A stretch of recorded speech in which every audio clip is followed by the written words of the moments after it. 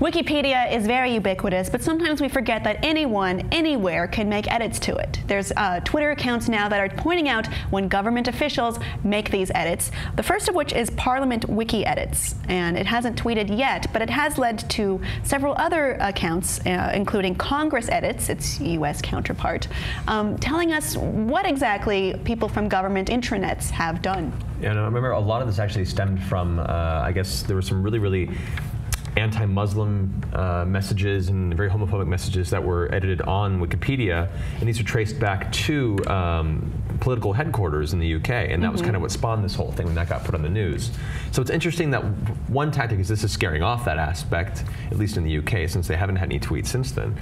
Or it doesn't work. Or it doesn't work. Oh, great. When tech doesn't work, no.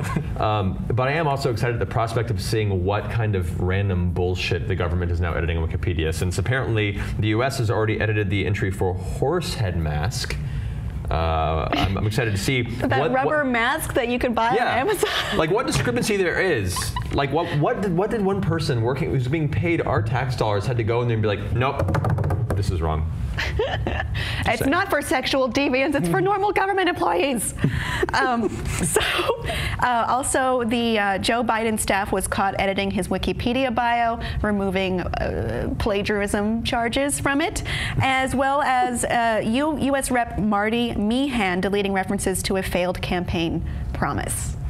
Well, more transparency in government is always good. Not only what they do, but what they try to cover up, kind of thing. So this is good, except that it's probably so easy to get around. This is just checking the IP addresses of government buildings. So it's easy enough for Joe Biden to say to one of his aides, hey, go home and change this for me. Or, use a proxy. Or, hey, we know how to use VPNs and stuff. It's not hard. Yeah. And the other thing is, it surprises me that you can edit these things anonymously. So that you can change Wikipedia entries with no sort of checks or balances or any kind of identification at all, other than your IP address, which could be got around. And at the very least, they could just say, oh, one of my aides did this without me telling him to. Yep. So he's fired now, and we're all good.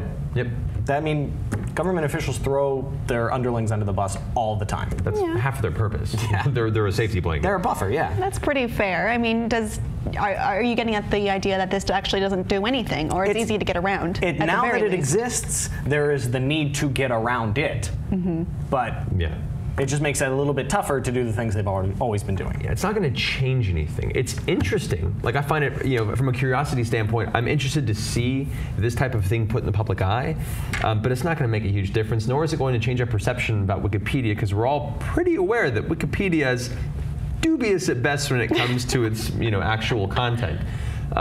So yeah, I find it interesting, but I don't see it having a large impact one way or the other. Well, many people use Wikipedia as a resource, and they often don't go and check who has done what or changed what or said what, and not always do we have moderators there to fix things. So it's maybe calling attention to the fact that we shouldn't probably trust Wikipedia as much as we do. Right. The funny thing is that the morning after this came out, there was some pencil pusher in Washington somewhere that read this and was like, holy shit, I was in incognito mode. How did they know I changed the horsehead mask page?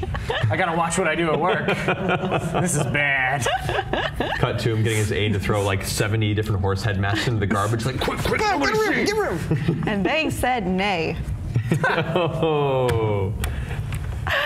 Okay, well, we're trying our best to get some government accountability and transparency, but obviously it's easy to go around if you understand what VPNs are and how they work. And if you throw your underlings under the bus. Let us know what you think below in the comments about this, and please be sure to subscribe.